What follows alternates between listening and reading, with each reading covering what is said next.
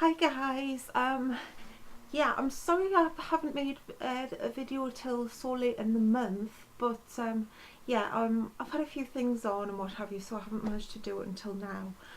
But I'm back today and it's a long promised video, which is basically my overrated products I regret buying. I was tagged a long time ago by a lovely lady called Sarah. I'll link to her below. I'm not sure she still makes videos. I haven't seen a video from her for a while, but I'll put a link to her below anyway, so definitely check her out if you haven't. I'll link to her blog as well because I know she blogs more regularly. So yeah, overrated products I regret buying. As you know, bit of a beauty junkie, love shopping, love buying new things and trying new things. So it's inevitable that you're going to find some bloopers, things that you don't actually like or you don't think were worth the money or quite simply just don't work for you. Now, I'll start by saying just because I don't like things and things haven't worked for me, that doesn't mean they're a bad product. That just means that they haven't done what I expected or they just haven't worked for me. I've got a few controversial ones in here which yeah, I might get a bit of flack for, but as I say, you might love them, and I know lots of people do love two of the things that I'm going to mention, but they didn't work for me. I'll start off by talking about some things that I did own, but I don't own anymore. I've generally sold them, or in some cases I've ended up throwing them out because they just didn't work. Lip products.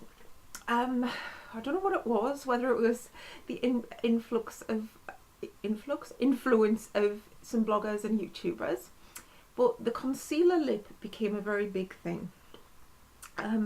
Three colours in particular: MAC Creme de Nude, Gosh Darling, and Barry M101. I bought all three of those and they made me look absolutely horrid. They washed every damn bit of colour from my skin. I haven't got the darkest skin to start with, quite pale, and they made me look dead. So I sold every last one of them and I would never repurchase. I think I made the mistake of buying those because everybody was, and I thought, oh, this is what I must buy, when instead of actually buying things that actually worked for me. So they clearly didn't work for me. Another big thing that people loved and went a bit mad about is the OCC Obsessive Compulsive Cosmetics Lip Tars. Now, I had two of those. I've both subsequently sold them on through blog sales and they didn't work for me. One was the colour was just wrong, but generally you needed such a small amount of product, and I don't know, it just made you look like clown lips, that you needed so little and what have you, and they were so pigmented, and I just didn't get on with them at all, so they were a bit of a bad purchase. Next, another thing that a lot of people love and rave about, and it was very much a cult product, and I bought it because everyone raved about it, was the Yves Saint Laurent YSL Touch Eclat Radiant Touch Under Eye Concealer. You know the one, the gold tube, clicky tube. Overpriced, about £21–22 in the UK, what that is. Yeah, it did what it said it did. I mean, it took a long time for me to actually realise the benefit of it and what it could do. It was okay, but what happens to it? It stinks. Because it's exposure to the air, and no matter how hard you try to clean the brush, you can't, so it absolutely stinks and you end up having to throw it away. So yeah, that wasn't a great one for me. What else? Oh yes, another thing that I had and threw out, and I madly threw out, Seche Vite top coat. I heard on and on about this brilliant nail top coat. It dries instantaneously, it's fabulous, it seals your nails and everything. Bought it. Oh, this is good, for about a week, and then what happens to it? It starts to go gloopy. Very gloopy. So you persevere. Basically what happens is your nail varnish ends up being so thick with it that it either that it just like peels off. It started to peel off. So what happened was, I've read on the internet, I thought, well, what do I do with this, because I've only used it a handful of times and it's like gloop. Oh, you need to buy the thinner to go with it. Couldn't find it in the UK. I ended up getting some from American eBay. I think I paid about £4 for it. Got it. Followed the instructions, put the drips in. Fine, it worked. It made it better for a week, about a week and a half, and then the same thing happened again, and the the thinner drops didn't work anymore. So that's 2 products that were just pointless, waste of money to buy. So yeah, that's some of the products that I've tried and I haven't got on with at all. Now for some of the products I actually own at the moment that are just overrated or I just haven't got on with. And the first one, I have to say, is probably the most controversial. So I shall pick that up for you now. And it is this MAC Mineralized Skin Finish Natural.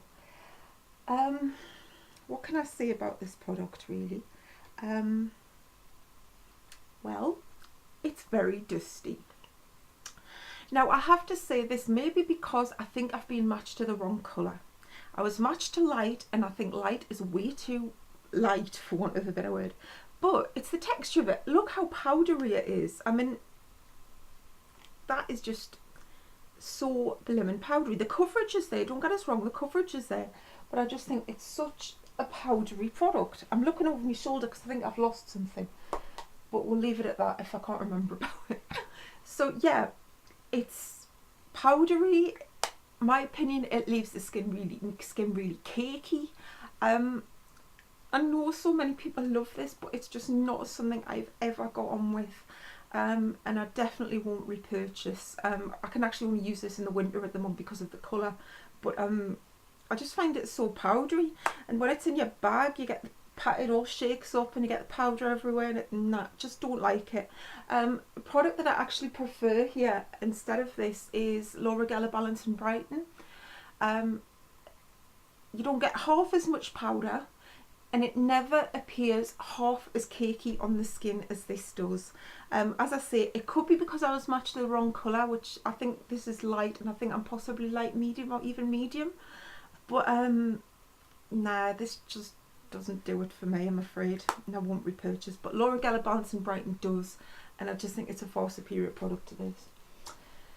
Next up, the next controversial one. Urban Decay Primer Potion. Yes, the tube. I know lots of people love this. The tube, the packaging, thankfully they've seemed to have changed. The tube is horrendous. You go down the middle, you can only get half of it out. Not good in the slightest. So yeah, that's one problem. Second problem, I have quite veiny eyelids. I've got quite veiny eyelids, discoloration, etc. And this doesn't cover any of it.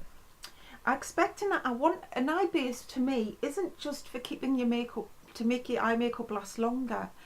It's basically, it's to provide a canvas for your makeup, so the colours look as pure as they can do, and this doesn't do it for me. I mean that is actually a pretty good swatch for it, but if you look, you blend that out, that's not really going to cover anything, and it doesn't with me. It keeps the eyeshadow on, but it doesn't provide like the flat surface that I want. I much prefer paint pots, or actually use MAC Prep and Prime Eye Base, which I really like. I know that's not talked about very much, but that's something I really like. Obviously I'll finish this off. I'm about ready to start sewing the tube in half, which I can't see how it's going to be very good. I'm sure you're going to get bits of plastic in it, so I'm a bit put off doing that, but not a fan. I would actually like to try the coloured versions. I know there's Sin and Eden, I think there is coloured versions, like tinted versions, and I probably would like to try those purely on the account they might have a bit of colour or a bit of texture to them. But Urban Decay Primer Potion is just not something I would repurchase. What else have we got? Yeah, the next one, it's a lip gloss. Oh, that was Jasper, in case you weren't sure he wants to go out. It's a lip gloss, and I have no complaint with it as a lip gloss. I'm actually wearing it at the moment. It's probably not gone off a bit now, but it's a plumping lip gloss, which means it stings like hell. That's fine. You expect plumping glosses to have something like that, to do that. But what gets me about this one, which is Smashbox Plump, I also have Smashbox O Glow. I bought the two at the same time. For what reason, I really don't know. It's a lip gloss. But the whole point of this lip gloss is this. Starts off clear, and as it reacts with the pH of your skin, it changes colour. That's fair enough. That's nice. Nice colour, what have you. What's the point though? It's another thing I was sort of suckered into buying because you think, oh, that's clever, and you buy it and it does that. I mean, lovely colour, lovely gloss, peppermint taste, sort of tingles and plump, does maybe plump your lips a bit. But I just don't really see the point. I mean, that is about £16–17 for that. I've been had. It's a lip gloss with a plumping lip gloss. You can buy those for a few pounds anywhere else without the sparkly technology. You could buy a pale pink one instead of all this clever gimmicks. Nice gloss, but the gimmick, it's just not worth the money. Having said that, I do actually have a cream blusher by Mally Beauty, Mally Ransal, Mally Cosmetics on the QVC in the UK, and it changes colour, and that is actually really nice. I got that as part of a set though. I didn't actually pay £17 for it like I did for this, which was pointless.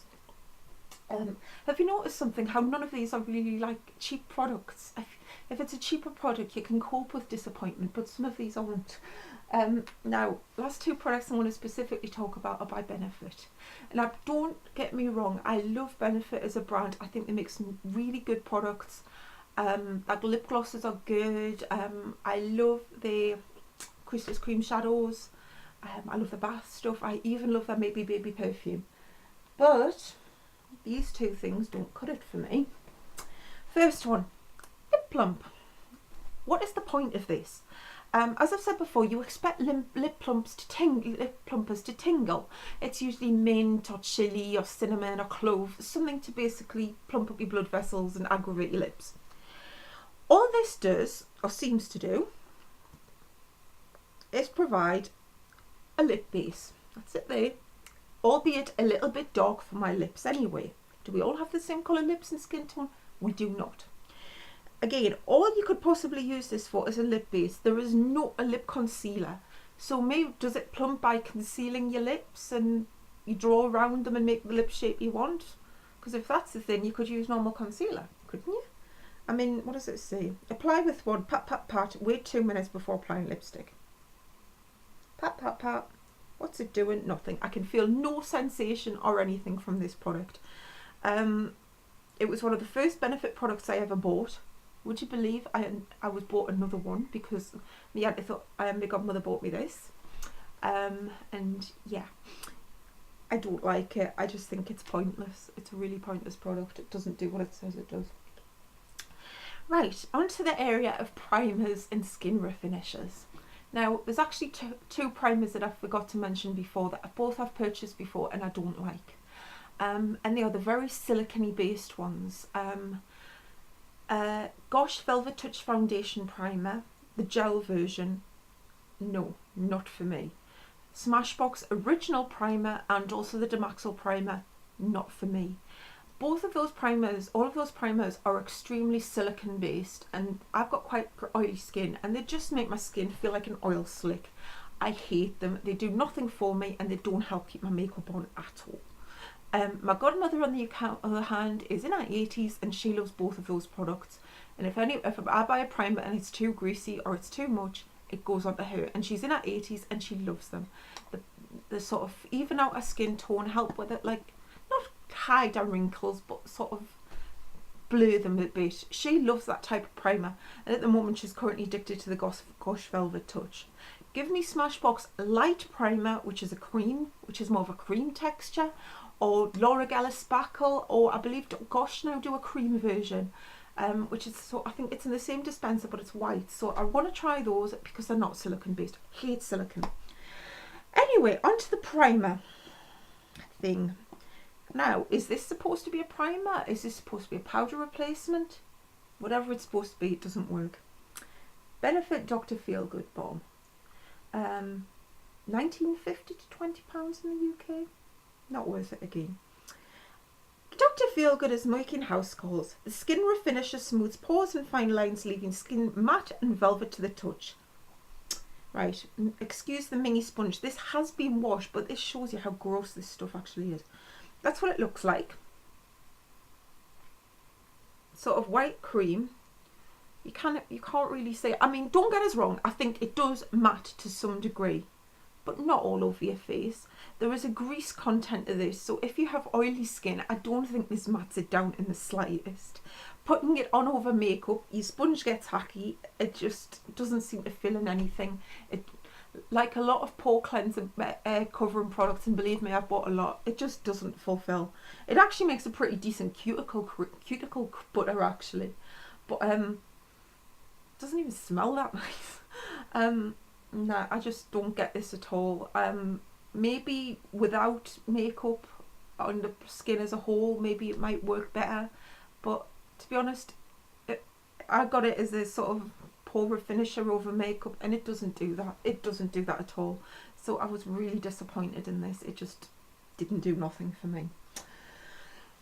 So that was that little lot. I don't want to think what that's cost me. Pretty much everything there was upwards of £10. Look, even up into 20s with the nearly with the mark and the benefit.